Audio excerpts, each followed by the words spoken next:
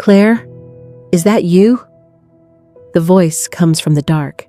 Not angry, not sharp, not cruel, just unsure, hesitant, almost gentle. And that is exactly what makes it unbearable. Because he means it. There is no accusation in his tone, no hidden threat, no cruelty trying to disguise itself. He is not pretending. He is not playing a game. He genuinely does not know who she is. For a child, there is no deeper wound than being asked your own name by someone who should never have to ask.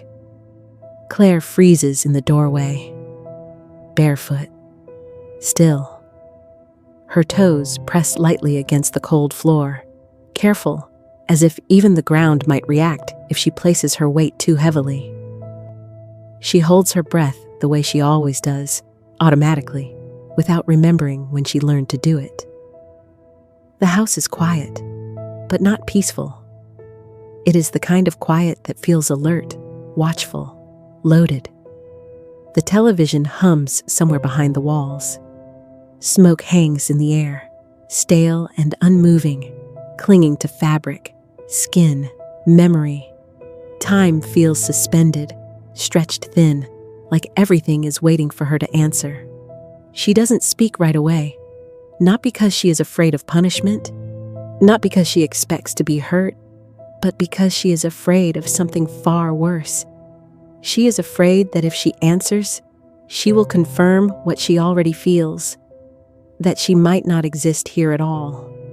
Her name is Claire. At least, that is what it says on old paperwork. School forms filled out quickly, medical records signed without looking at her face, documents that list numbers, measurements, dates. On paper, she exists clearly. Inside the house, names drift. Sometimes she is called when something is needed. Sometimes she is spoken over. Most of the time, she is simply there, present, useful, unnoticed. No one ever hits her. No one ever screams her name. No one slams doors because of her. And yet her body is always bracing. Her shoulders stay tense even when she sits. Her breath never quite reaches the bottom of her lungs. Even standing still, she feels prepared to move, prepared to respond, prepared to disappear. Her body knows something her mind cannot yet explain. This is what people misunderstand about neglect. Neglect is not loud. It does not announce itself with violence. It does not arrive with one catastrophic moment that divides life into before and after. Neglect is what happens when nothing happens, again and again, in moments where something should have. When a child looks for comfort and no one notices. When a child speaks and no one responds. When a child exists and is treated like background noise. Trauma is often imagined as something dramatic. A single event, a clear villain, a visible scar. But what Claire lives inside has no spectacle. There is no scene to point to and say, this is where it broke. Instead, there is a slow accumulation of absence, a steady erosion of being mirrored, protected, or emotionally held.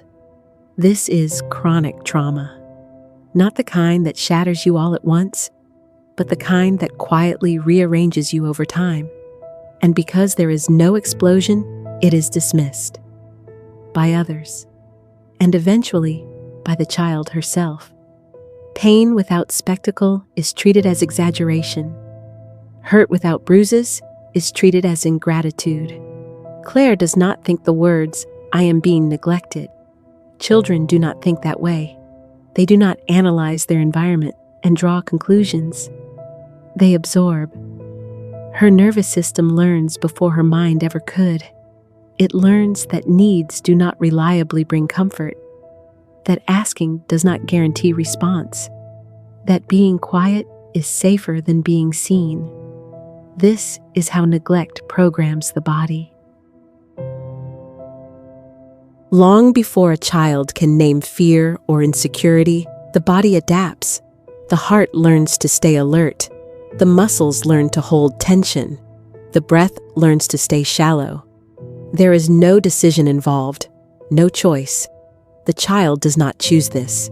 The body simply adjusts in order to survive.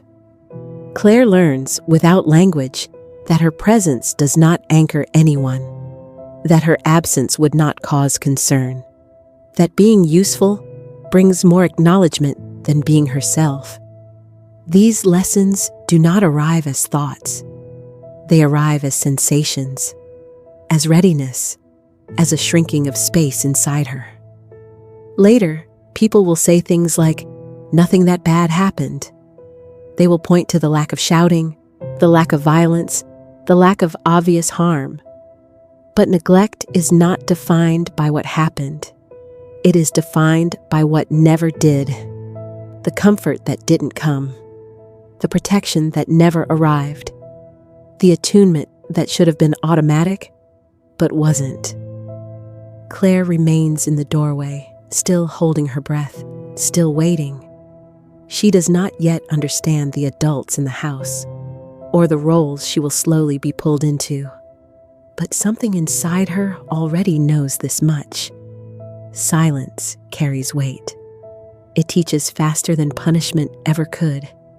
And being unseen is not neutral. It is formative. As the house waits around her, she senses it without knowing how to explain it. Whatever lives inside these walls will not be something she can lean on. It will be something she must learn to manage, navigate, and eventually carry for others. The house does not feel like a home.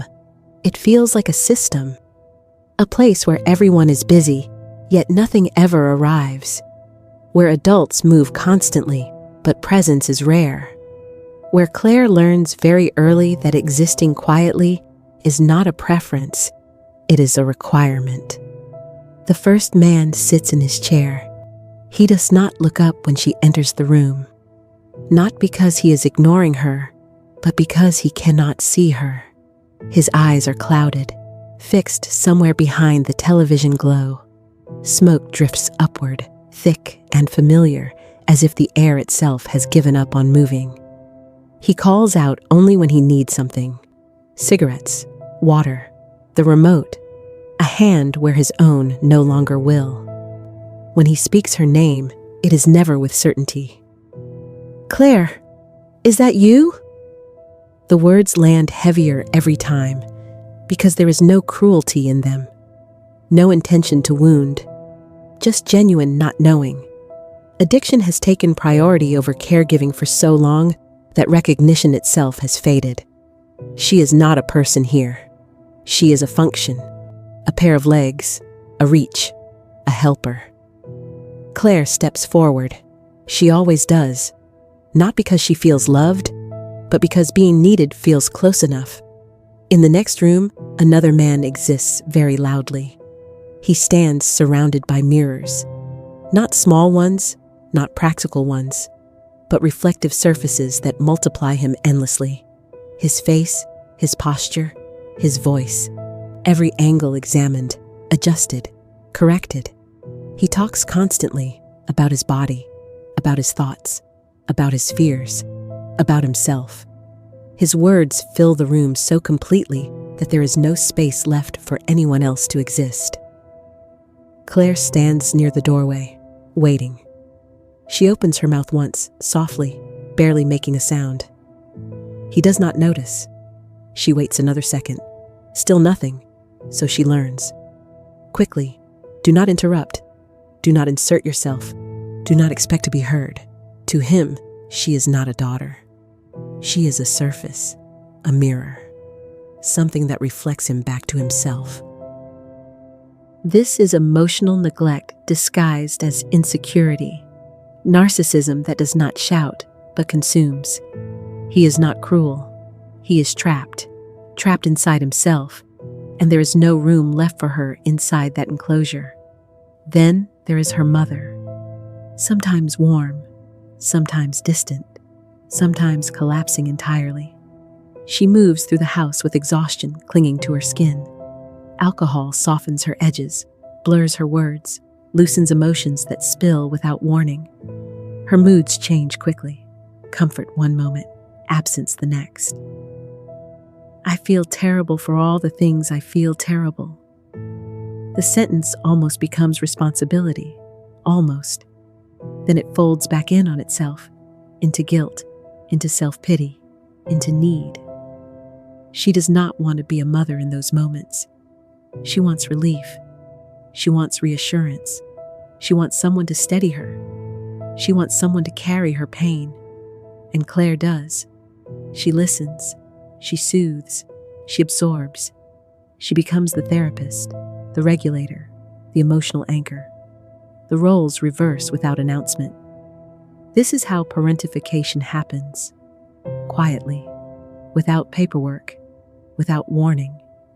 The child stops being a child and becomes a container. This is why Claire does not walk normally through the house. She tiptoes, not playfully, not shyly, carefully. She knows which floorboards complain, which doors breathe too loudly, which movements attract attention. She has memorized the house the way soldiers memorize enemy terrain. Children in volatile homes learn to move quietly because attention is unpredictable. Sometimes it brings need. Sometimes it brings collapse. Sometimes it brings nothing at all. The body remembers. Be small. Be careful. Do not provoke. Do not need. The house does not feel neutral.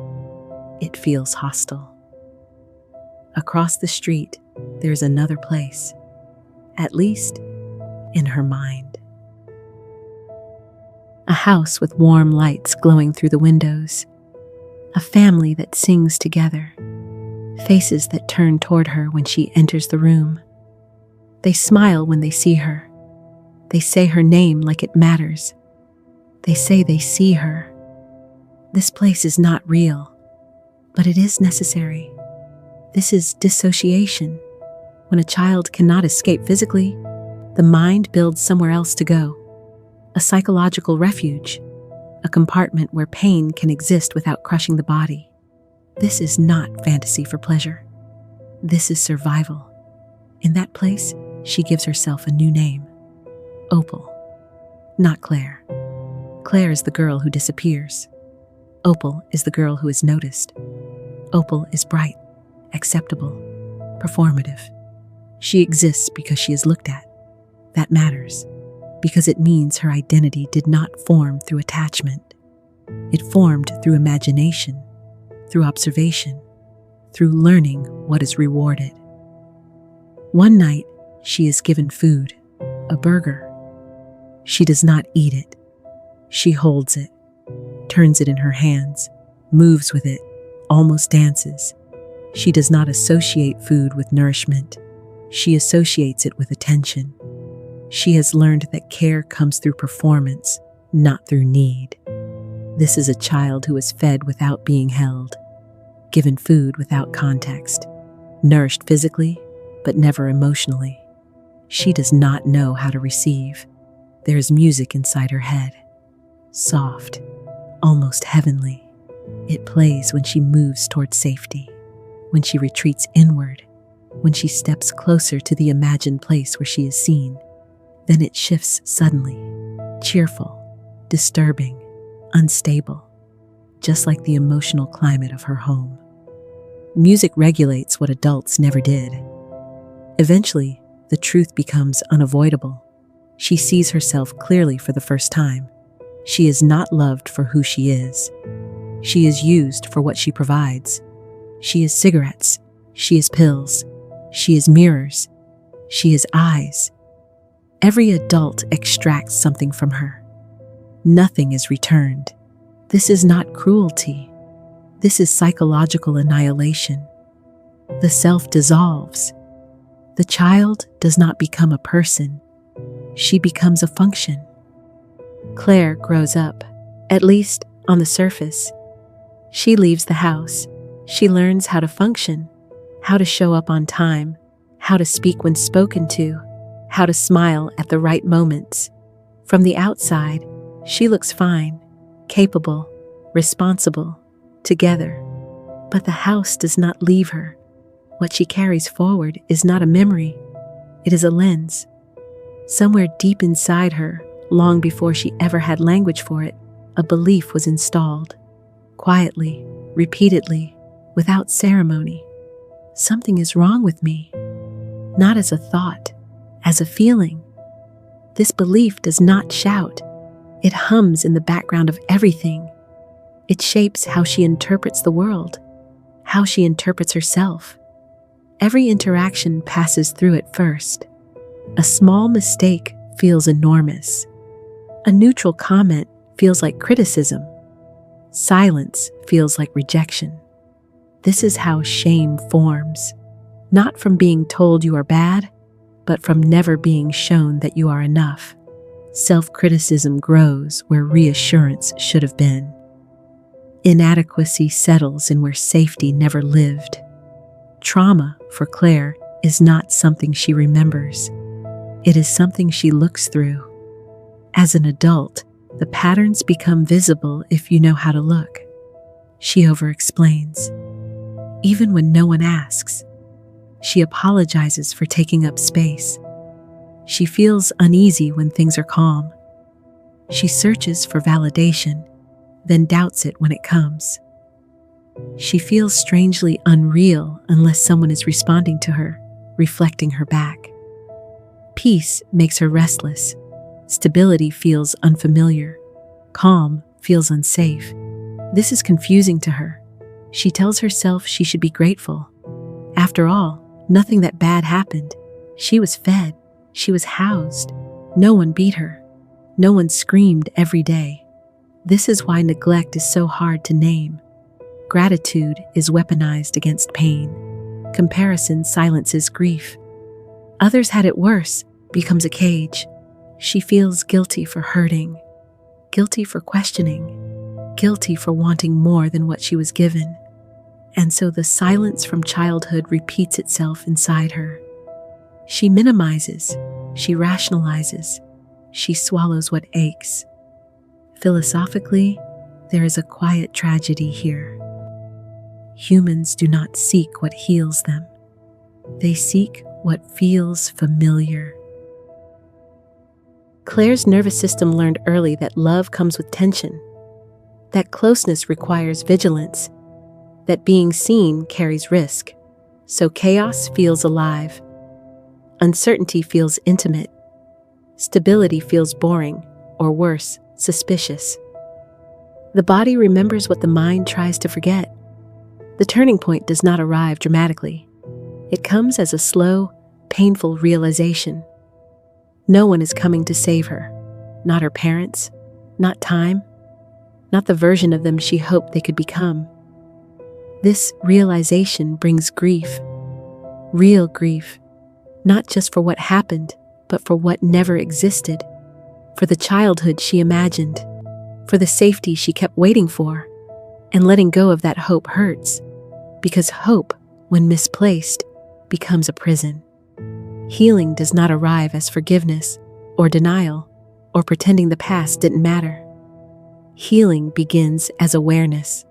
This is what earned security actually is. Not perfection, not constant calm, but noticing. Catching the moment when the old script activates.